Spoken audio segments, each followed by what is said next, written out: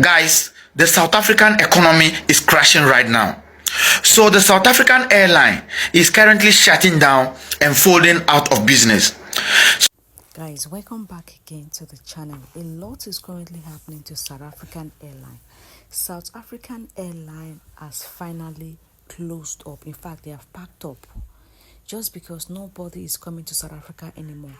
You all know that South Africans, they make their money through tourism. So right now, nobody is coming to the country. The airport is deserted. It is only those that are repatriating their citizens that is leaving South Africa, and no one is coming in. Guys, I'm going to be sharing the video here for you all to watch. Please, as you're watching, kindly share this video, like this video, and subscribe to the channel. South Africans will never see anything. Guys, the South African economy is crashing right now.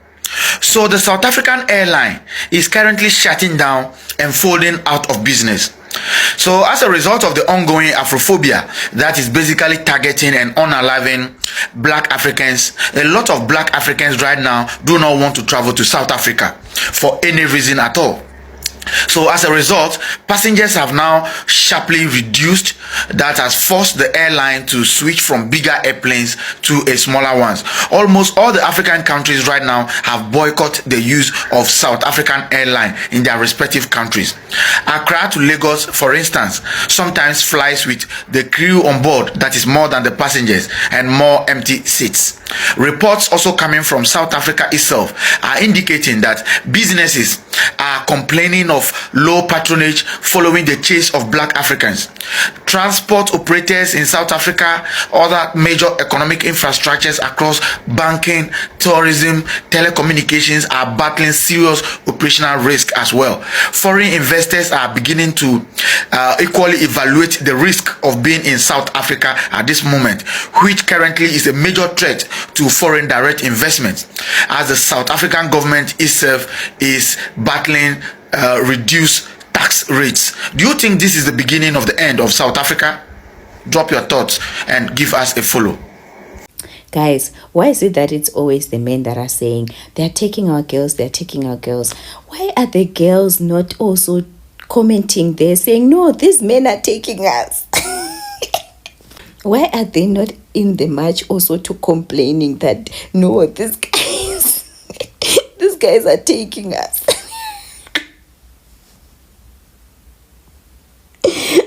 I feel like it gets awkward when the men are like, yeah, but have a first bed, and they're like, I don't know what I would do in that situation. Now, I just returned from South Africa. I landed in Johannesburg and drove 2.5 hours to Bella Bella in Limpopo. Didn't have a scratch on my skin.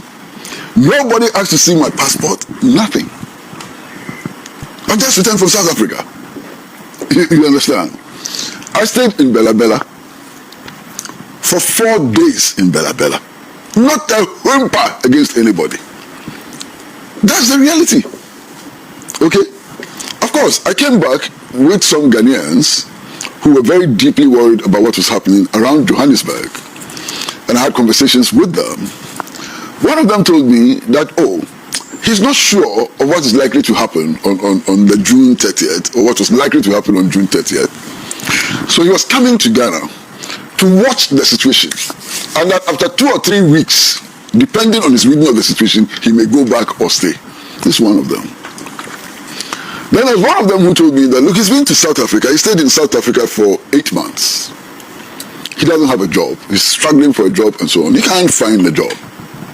So there's no point risking his life and so on. So he's decided to come back home. And that even coming back home was difficult. He couldn't afford his ticket. And it was relatives who bought the ticket for him. You understand? Now, this is the reality we are confronted with. There is something which is so very important for me as a Ghanaian. You understand? Now, today, this is happening in South Africa. And I'm sitting in this studio with all of you as a Ghanaian. I find it so difficult to mount any moral high ground. Because we started it. We started the Alien Compliance Order. expelled hundreds of thousands of West Africans from Ghana for the same reasons that the March and March movement is marching out in the streets of Johannesburg and other places against other Africans. And who say people didn't die? Nigerians died in their hundreds as a result of the implementation of the Aliens Compliance Order. Togolese were maltreated. Some of them were beaten, thrown out of their houses. Burkinabés and so on. We did it in 1969 or thereabout under the Bouzia administration. So knowing this, how can I pretend that we are any different from the people in the March and March movement? How can I pretend? And I'm surprised that our friends and brothers and sisters of Nigeria are the loudest. You see this big bag called Ghana Must Go. Do you know the history? Do you know the history of that Ghana Must Go bag? Because the Nigerians retaliated in the 1970s. They sacked West African nationals and other African nationals from Nigeria. Hundreds died as a result of the maltreatment they suffered. The way Ghanaians were treated, Ghanaians were brought back to Ghana in articulated trucks like cows. Why? They are complaining today. They started it. You are calling for revenge. Perhaps the South African case is a revenge. Let's wake up. Let's think. What is this? Nigeria did it. Some other African countries have done it. South Africa is not the first country in South Africa to embark upon this path, and that is the truth. You can't scapegoat 4 to 5% of the population for all our problems. We've been seeing throughout this year, a lot of South Africans are xenophobic, and this is these are March and March. Let's be honest, it's a xenophobic hate group. You know, they've never provided any solution to any of the problems that we have in our economy: GDP growth, unemployment, poverty, inequality, and. Tolly, let me just put it this way. We've got an excellent statistical agency, and it has given us 5 reports since 2022 about the situation in terms of international migration. So the long and short of it is that migrants are between 4 and 5% of the population. It does not constitute a crisis.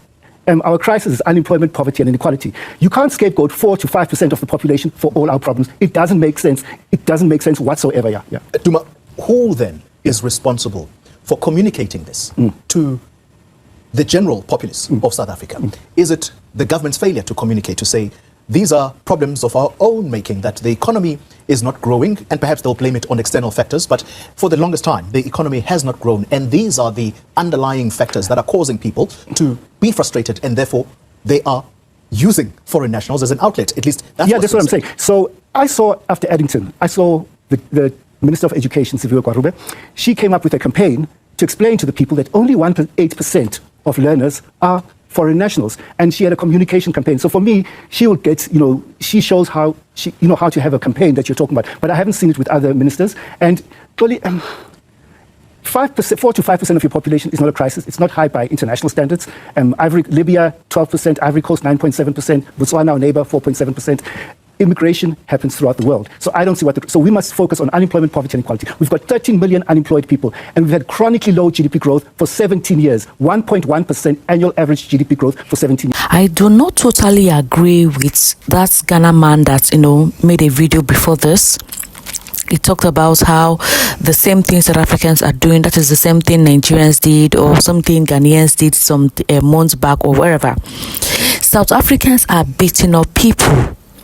They are chasing legal immigrants out of their country. They are bullying people, looting people's property.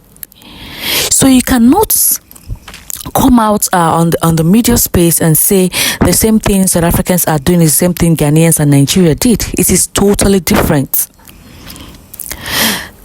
South Africans were chasing away legal immigrants, looting their stores, burning their houses, beating up people.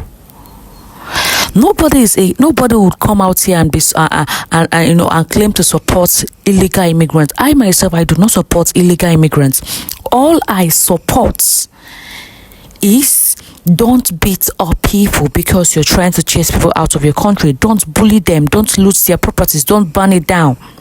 There's a proper way to do it. There's a proper way to do it. So there's a lot of differences between Nigeria must go or Ghana must go, or whatsoever Ghanaians have done in their country or Nigerians have done in the past. There's a lot of difference between these two people, these three countries. Guys, let me know your thoughts in the comment section, because I want to see your comments based on the facts of that particular video I shared of the Ghanaian man stating the fact that Nigerians and Ghanaians, they are not different from South Africa. Please, I want to see your comments. Please drop your comments below, and please don't forget to share this video, like this video, and subscribe to the channel.